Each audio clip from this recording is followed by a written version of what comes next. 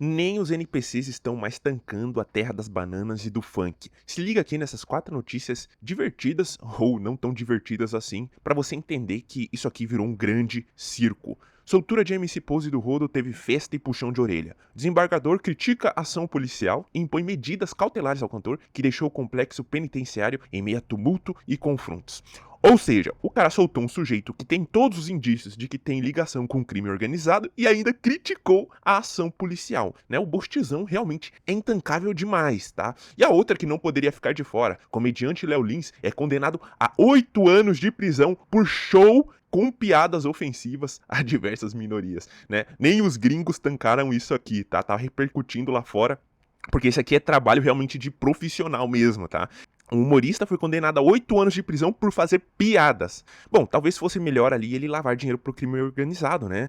Porque fazer piadas num show de comédia aí no YouTube, sabe, você acaba ofendendo minorias, então é melhor lavar dinheiro pro crime organizado. Além disso, o nosso Lulinda é um presidente maravilhoso, ele quer nos proteger dos conteúdos produzidos nas redes sociais, né? Viva a democracia! Lula defende a regulação das redes pelo STF em caso de omissão do Congresso. É preciso que o parlamento tenha coragem. O presidente citou que essa é a briga que o governo terá daqui pra frente. E vai passar ou com base no parlamento ou com base no judiciário, que se foda a tripartição dos poderes, né?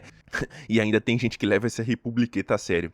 E aí você pensa, pô, não, mas eu vou me aposentar e vou ficar de boa, dane-se essa república. Não, não, não, não, não. Não, eles não vão parar de meter a mão na sua grana até que você se churrasque. Como funcionava o esquema bilionário de fraude no INSS?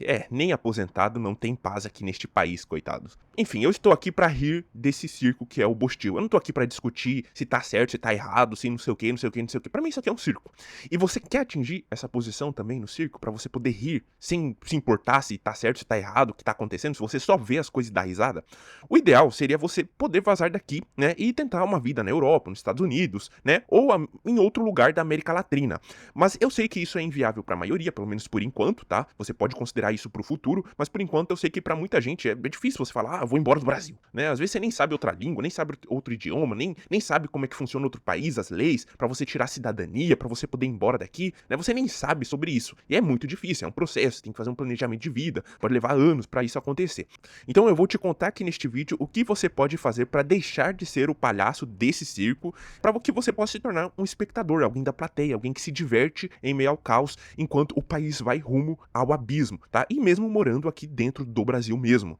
Essa é a posição em que eu me encontro agora, tá? Eu estou na plateia, eu estou dando risada, eu não estou participando, não estou sendo ferrado nesse circo, tá? E eu posso comentar aqui sem me preocupar com nada. Essa posição, ela é possível, ela é a melhor de todas que existe. As coisas realmente se tornam muito engraçadas nessa posição. Eu espero que você consiga chegar nessa posição algum dia. Eu vou te dar aqui, basicamente, a estrutura, o mapa, para que você consiga chegar nesse ponto. Se você não quer ser o palhaço desse circo, você tem que parar de financiar ele e, ao mesmo tempo, ser saqueado por ele, né? Então você tem que buscar uma posição nesse sistema semi-falido em que você pagará menos impostos. Você precisa garantir que a sua renda e o seu patrimônio sejam realmente seus para que você não seja saqueado pelo Estado. Assim que você para de financiar o circo como um palhaço, você pode realmente sair dele e ficar de fora apenas assistindo e se divertindo, porque você não vai estar sendo afetado por ele. E aí então você pode me questionar, né? Mas porra, Johan, como é que eu pago menos impostos? Aliás, os impostos são realmente tão importantes assim? Será que, nossa, eu tô sendo tão ferrado assim pelos impostos? Sim, boa parte dos bochileiros não entendem o papel dos impostos na vida deles. Isso porque os impostos começam a ser normalizados ao longo dos anos. O imposto de renda era para ser um imposto temporário, mas como diz o ditado, nada é tão permanente como um novo imposto temporário. Isso também vale pro IPVA. Se eu não me engano, o IPVA também era para ser um imposto temporário e ele ficou permanente, ele vai ficar para sempre aí, né? Os impostos eles vão surgindo, dificilmente eles terminam, eles param de existir. Na verdade, eles começam e vão aumentando, aumentando, aumentando, e vem mais impostos, mais impostos e mais impostos. Essa é uma tendência inevitável do Estado, tá? O bochileiro ele já trabalha quase metade do ano apenas pro Estado, ou seja, para sustentar esse circo, né? Ou seja, ali ó, brasileiros precisam trabalhar 149 dias só para pagar imposto. Pense no seguinte, você sabe o quanto que você ganha trabalhando o ano todo aí nessa sua escala 6x1, cobrança de média e tal, você ganha ali seu salário, sua renda, você soma sua renda ao longo do ano e você vê lá o quanto que você ganha. Então basicamente você poderia ganhar a mesma coisa, só que trabalhando praticamente metade do ano se os impostos não existissem. Você poderia trabalhar uma metade do ano e ficar a outra metade de férias sem fazer nada, você teria ganho a mesma coisa. É isso que significa ser o palhaço do circo. Significa que você trabalha metade do ano para pagar impostos. Então sim, é essencial que você consiga arrumar uma posição em que você pague menos impostos. Não normalize isso na sua vida. Não ache normal pagar 30%, 40%, 50% de impostos em consumo, em bens e na sua renda. Isso não tem sentido, tá? Os chimpas, eles não entendem isso, eles já normalizaram e eles já são completos servos do Estado. Chegará um momento no futuro em que os mochileiros estarão trabalhando numa escala 7x0, mal sobrevivendo, ganhando, sei lá, 1.800, R$ 2.000 por mês e dando 80% da existência produtiva deles, do tempo produtivo deles para o Estado na forma de impostos. Então vamos aqui aos modos de você pagar menos impostos, tá? Basicamente, existem 3 tipos de impostos. O imposto sobre o que você ganha, né, a sua renda, o imposto sobre o que você gasta, ou seja, o imposto sobre o consumo, e o imposto sobre o que você tem, ou seja, sobre seu patrimônio, sobre suas posses. O imposto sobre o que você ganha, você pode evitar arrumando alguma forma de ganhar sua vida sem ser CLT. Eu tenho defendido recentemente para alguns amigos, né, o tal do trabalho autônomo. Na CLT, cerca de 1/3 a 2/3 do que você ganha vai para o Estado em forma de impostos e encargos diretos, como INSS, FGTS, imposto de renda, enfim, toda aquela bobageira que desconta lá na sua folha. Sem contar que a empresa, né, que é intermediária e que te contrata, ela garante, obviamente, a parte dos lucros dela. E ela também paga um monte de impostos. Então, ser CLT aqui no Bostil é trabalhar igual a um condenado para receber um salário medíocre e ridículo. Porque boa parte do que você deveria ganhar vai virar ou lucro da empresa ou imposto para o governo. Se você faz um trabalho autônomo, tendo um CNPJ, por exemplo, de microempreendedor individual ou mesmo de microempresa, você provavelmente vai pagar bem menos impostos e encargos e também não terá intermediários para tirar uma fatia do seu rendimento. Ou seja, aquela parte que vai para o governo e fica com a empresa não existe para os autônomos. Basicamente, você pode prestar os serviços diretamente para o consumidor final. Por isso que os autônomos e informais do Bostil podem receber mais ou até mesmo podem trabalhar bem menos para ter o que os CLTs ganham em média. Conheço vários autônomos aí que fazem escala 4x3, ou que trabalham 1 ou 2 semanas e ficam o resto do mês tranquilos, e ainda ganham mais do que CLT, né? Porque diferentemente do servo CLT, ele não precisa bater pontos, cumprir horário e tudo mais, e dar 2/3 da produção dele para a empresa e para o governo. Se você se tornar um autônomo, você deixará de cumprir aquelas jornadas horríveis por salário líquido absurdamente baixo. E quem já vivenciou essa experiência horrível de dar 1/3, 2/3 da produção para o Estado e para a empresa, provavelmente, depois que sai, não vai querer voltar nunca mais, tá?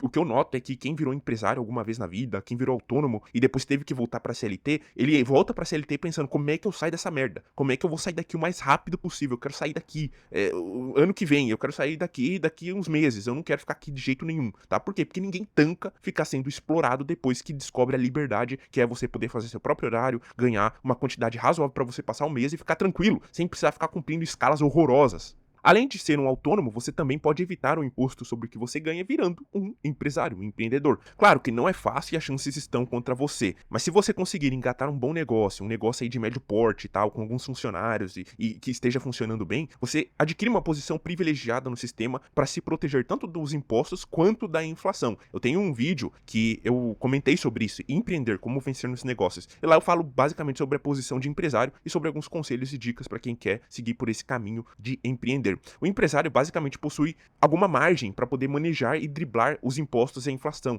porque ele pode repassar isso para os funcionários dele, por exemplo, ele pode reduzir o salário dos funcionários ou pode manter o salário dos funcionários estagnado, então ele repassa a inflação e os impostos para os funcionários, e ainda ele pode repassar o aumento de custo dos impostos e também da inflação por meio do aumento de preços para o consumidor final. Dessa forma ele consegue manter as margens de lucro dele, ou seja, todo mundo ali perde, né, o funcionário, os consumidores, mas ele, pelo menos, ele mantém a margem de lucro dele ou chega perto de manter e não sofrer tanto com a inflação e com os impostos. Em um cenário de crise severa, o empresário tende a ser o último que vai cair, o último que vai se ferrar, porque ele vai aumentar o preço dos produtos dele, ele vai reduzir o salário dos funcionários, vai cortar funcionários para manter as margens de lucro dele no nível em que ele já tem, em que ele precisa. E os ferraços da história são sempre os consumidores, os trabalhadores assalariados, que não podem fazer nada para mudar essa situação. Ou seja, eles têm que aceitar os impostos calados, tá? Não existe esse negócio de imposto para a empresa. Quando o imposto vai para a empresa vai pegar e vai repassar isso nos preços ao consumidor final, ou vai reduzir, ou vai repassar nos salários dos funcionários, ou seja, reduzindo o salário deles, tirando o salário deles para pagar os impostos. Então, assim, o empresário ele tá numa posição muito privilegiada. Claro que é difícil chegar nessa posição, mas geralmente aí quem consegue engatar um negócio aí tirando 30 mil de lucro, 20 mil de lucro por mês, tá de boa, fica de boa, tá? O cara consegue construir patrimônio, consegue ficar de boa, consegue viajar, consegue curtir a vida, tem mais liberdade de tempo, liberdade geográfica.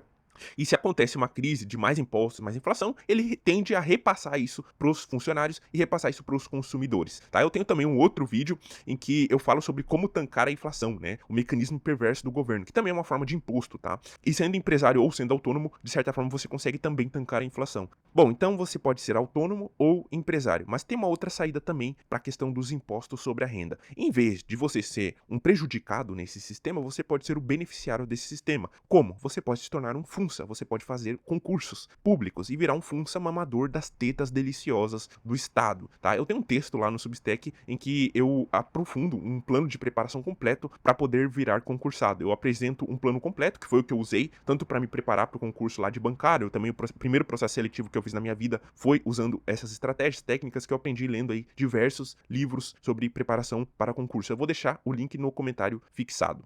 É o texto Concurseiro de Elite, o plano básico para você, em que eu vou falar sobre estratégia, mindset, segredos, para se tornar, para ter sucesso nos estudos e nas provas da vida, né? Principalmente concursos, mas também vale para vestibulares. Mas eu já te adianto aqui que essa via do funcionalismo público, essa via do concurso, só compensa para o longo prazo se for um cargo de elite, porque o funcionalismo de baixo clero, os funças da base da pirâmide, eles sofrem brutalmente com a inflação, tá? Porque muitas vezes a remuneração deles não vai se reajustar pela inflação real, que não é medida pelo IPCA, tá?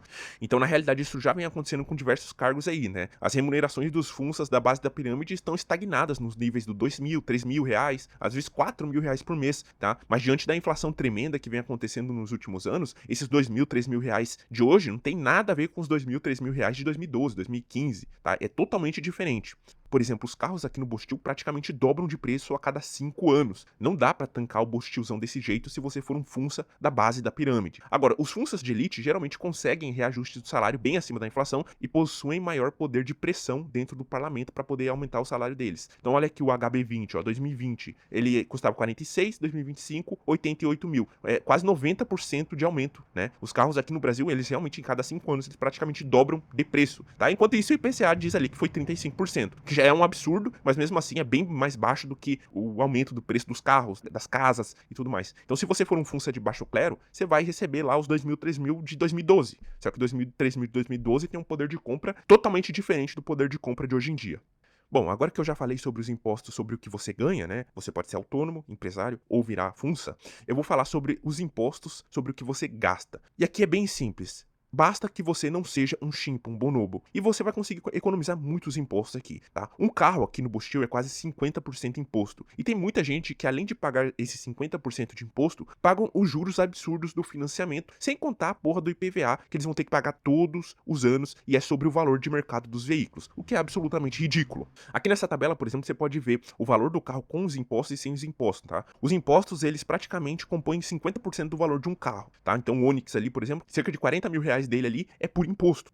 Então seja esperto e evite isso comprando carros mais baratos no mercado de usados, não tire carro zero financiado, tá? Isso é estupidez da classe média. Evite pagar esses impostos abusivos em carros optando por carros muito mais econômicos. Você tem que fazer o seguinte raciocínio.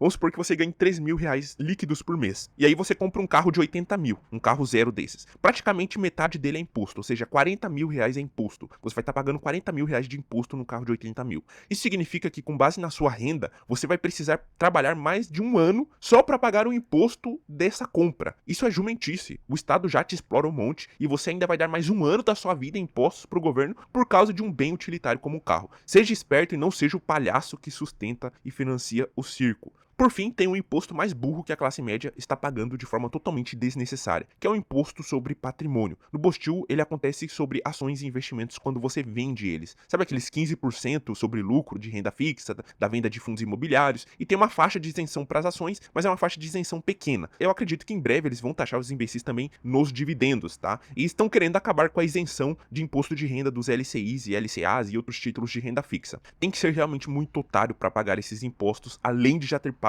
todos os outros impostos sobre renda, sobre consumo, tá? Tem um imposto sobre as próprias empresas que pagam seu salário, ou seja, elas já pagam o imposto, tá? E o investidor NPC, ele vai lá e compra títulos e ativos que pagam mais impostos ainda. Esses impostos são voluntários, só paga eles quem quer comprar esses ativos lixos da Bolsa Brasileira ou da renda fixa. É o golpe do século nos trouxas, tá? Você paga imposto sobre o dinheiro que você ganha, você paga imposto sobre o dinheiro que você gasta, e aí você paga imposto sobre os bens e ativos que você possui, aos quais você já pagou o imposto para comprar com dinheiro que já foi taxado. Então isso aqui não tem lógica nenhuma. E como é que você evita esse tipo de imposto? Não financie este lixão comprando ações e renda fixa. Eu recomendo que você fique full Bitcoin em autocustódia, totalmente protegida, e que você se prepare para dar saída fiscal do Bananil no futuro. Ou seja, é só acumular Bitcoin puro em autocustódia, puríssimo, sem nada mais.